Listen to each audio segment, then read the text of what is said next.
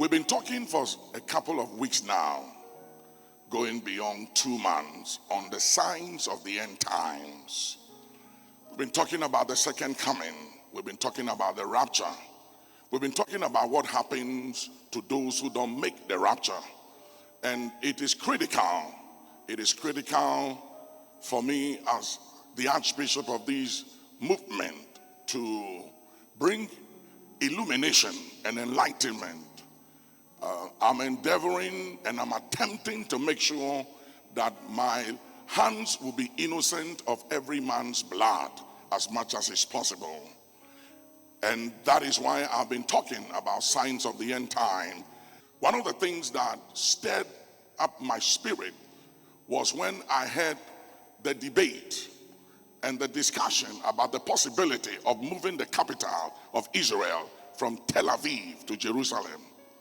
So I began to search the scriptures and the prophecies, and it dawned on me that 60 biblical prophecies about the coming of Jesus, his birth, his nature, his earthly ministry, his crucifixion, his death, resurrection, and ascension has been fulfilled.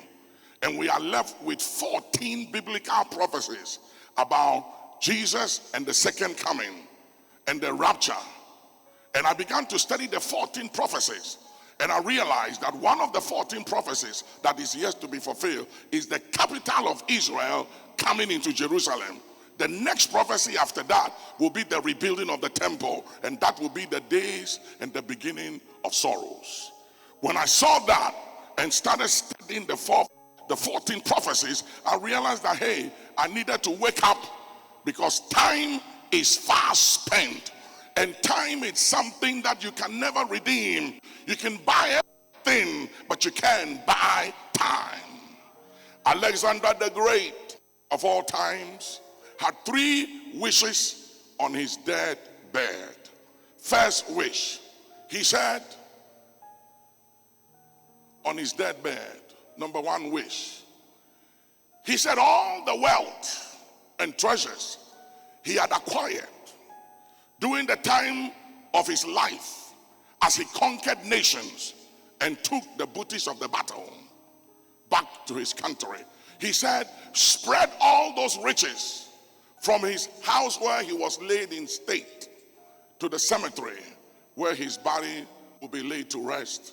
Spread all the riches. He wanted all the wealth to be spread on the road leading to the cemetery. Number 2 wish, he said he wanted his 2 hands hanging out of the casket. Number 3 wish, he said he wanted his caskets to be carried by the best doctors and physicians of the country. One of his generals said to him, Alexander, what is the meaning of these 3 wishes?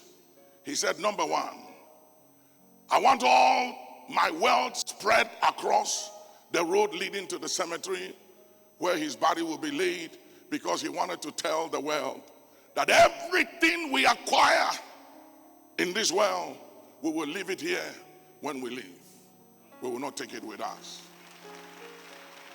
Number 2, he said he wanted the best physicians to carry his casket, to make a statement that when the hour comes for you to check out, no expertise of any physicians in any continent of the world can give you life. And number 3, his hands hanging out of the casket, he said, we came empty-handed into this world, and we will leave empty-handed. He said, the most expensive commodity in life is time, which money cannot buy. You can't buy time. You can buy anything.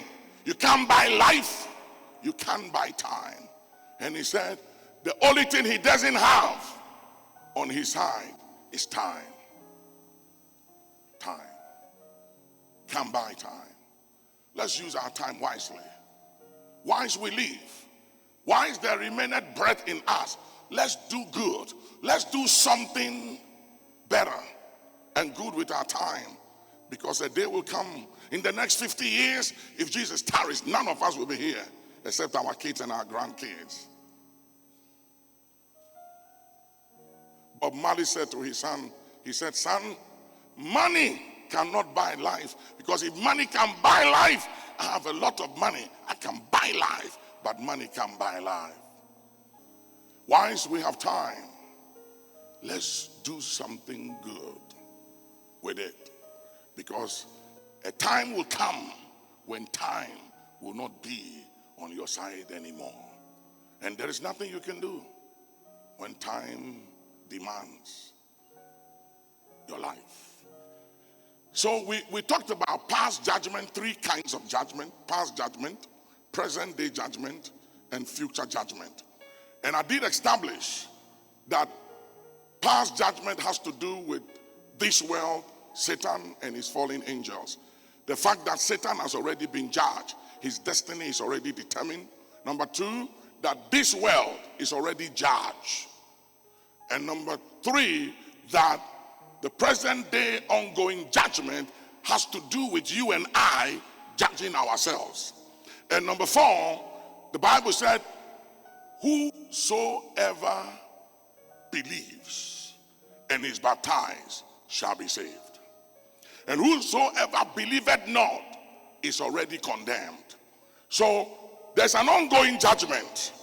And one of the reasons why I need to tell you is because a day will come when you'll be asked, and I don't want to be told that I did not warn you and I did not tell you what is written in the book.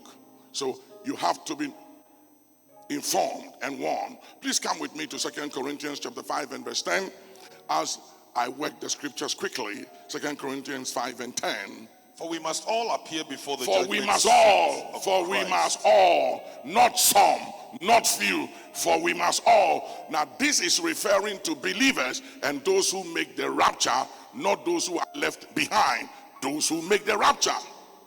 And those who don't take the mark of the beast that remain after the rapture is taken, they have to be martyrs of Christ. I've taught you that. And this has to do with believers. This is not a judgment unto condemnation. It's about judgment to account for what we did with our time, what we did with our body, and what we did with money. Money. God gives the believer money for a reason and a purpose. Whatever resources we are given is for the purposes of the gospel, saving of souls, to expand the cause of his church. Jesus said, I'm building my church and the gates of hell shall not prevail. Jesus is not building your business. He's not building my business. He's building his church. God's number 1 priority and interest in this world and in this nation of Ghana is his church, is his people, and nothing else. So whatever it's given to you and I, it is given for the benefit of the church and the preaching and the propagation of the gospel and the saving of souls. And we will give an account for what we did with the time given to us whilst we were here. We'll give an account of what we did with the money given unto us. We'll give an account of what we did with our body. So this is not a judgment unto condemnation. No, we're not going to be condemned. This is not about casting us to hell. No, because hell was not made for you and I. It was made for Satan and his angels, not us. So this is not for the believer, but Anna is a time of accountability where we'll give an account for what we did whilst we were alive. So there is a day of reckoning for all of us. Please remember that there is a day of reckoning. You just can't live anyway, anyhow. You can't take for granted. We came from somewhere. We are not animals. We didn't come from the gorilla family. We didn't come from any donkey, chimpanzee family. We are made in the image of God. We came from God. And each one of us are here for a time such as this, for a purpose. As Mordecai said to Esther, for thou hast come into the kingdom for such a time like this. We are not here by chance. We are not here by accident. We have come into the world for such a time like this to perform and to execute An assignment. You are on assignment. You are a man and a woman on assignment. You are not here by chance. And a day will come when all of us will stand before the judgment seat of Christ and will give an account for what we did with the time given, the money, and our body. This is how it will be. Number one, you'll be judged when it comes to time, money, and your body. They will look at proportions, how you spend your money. Did you spend more of the resources given to you for the kingdom and the gospel and for the good of souls, or you spend more on yourself and your children and your immediate family? Did you spend your time, more of your time on the kingdom, the gospel, or you spend more of your time on yourself, doing what you please or what you wanted?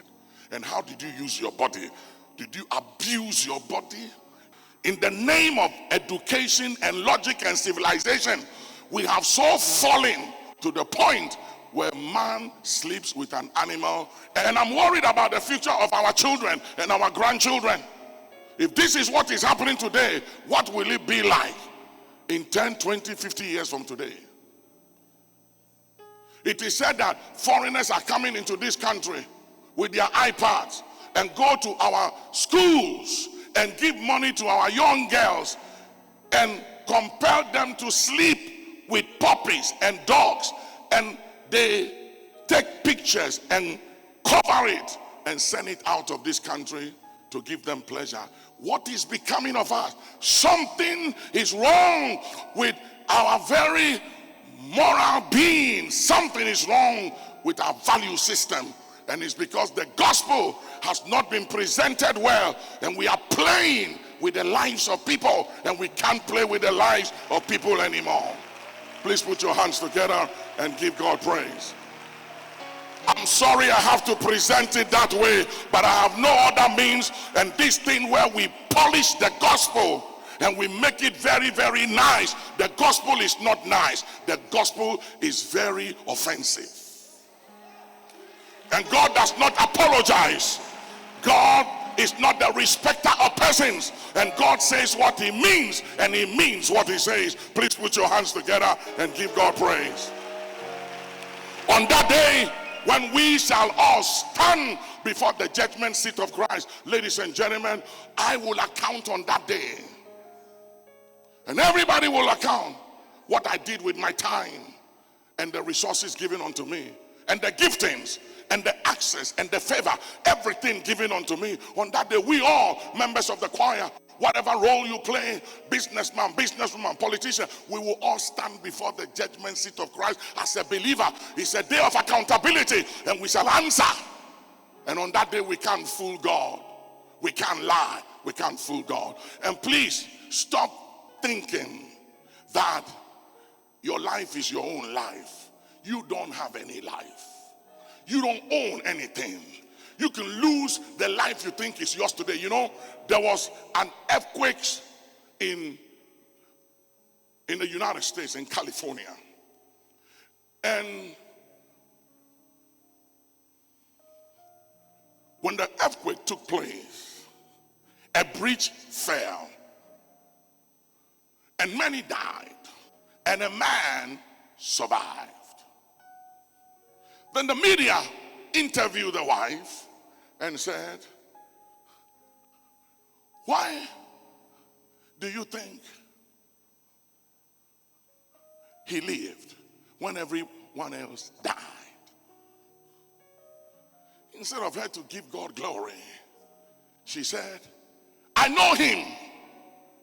He has the will to live. Ladies and gentlemen, to live and to die has nothing to do with your will. Because I tell you something, there are so many people who will to live and they are dead. It's not about willing and not willing. For the race is not to the swift, or the battle to man of strength, or riches to man of skill or understanding, but time and chance happen to all. And it's not him that willeth, nor him that runneth, but God that showeth mercy. Put your hands together. Thank God for mercy. Somebody thank God for mercy. Somebody shout and say, mercy. Mercy. Mercy. Mercy. Mercy. And few days after that event, he had his birthday celebration and died after that day. Where was the will to live? Where was the will to live? You know, this generation have come to a place that we apologize for serving God. I have no apology for serving God. I am what I am by the grace of God. I was nothing and a nobody. Raised in the ghettos of Accra and Kaule. Grow up in Dondoli, Wapani and Jejereyiri Atwa. Live in Zwarungu and downtown in Bolgatanga. And somebody had mercy on me and picked me from nowhere to somewhere. Made something out of nothing. Made a somebody out of a nobody. God help me to take credit of who I am. God have mercy on me the day I dare take credit of who I am. People ask me all the time, please sit down. People ask me all the time, what is the reason for your success? Tell us the secret of your success. And I said, I have no secret, number one. And number two, I am not yet successful. Because success is not where you are today. Success has nothing to do with money, material gains. Success has nothing to do with accolades. Success has nothing to do with relevance or receiving awards. I don't like awards. I don't like awards. Because at awards, they talk about all your achievements, but they never talk about your mistakes in life. And I tell my children, the reason why I advise you and you must listen to me is because I've made more mistakes in life more than doing the right thing. And I have failed many times than I won. So I don't like receiving awards, because at the plate of awards they talk about all this your achievement, but that is not the truth about my life, because I have had many failures, many betrayals, many setbacks, many disappointments.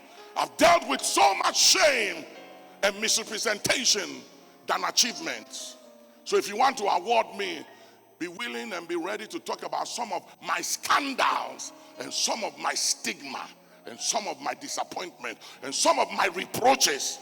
Then the award will be complete. But if you are just talking about my achievement, you don't know me.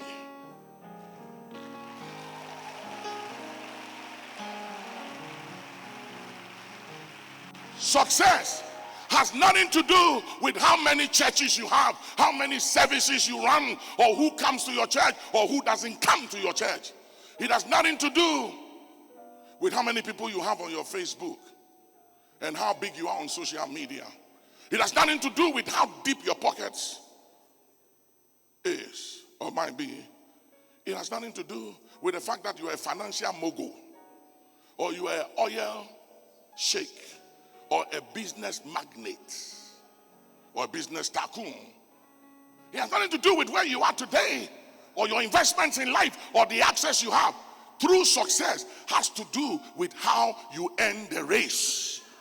Money is not everything. But relationship can take you places where money can take you.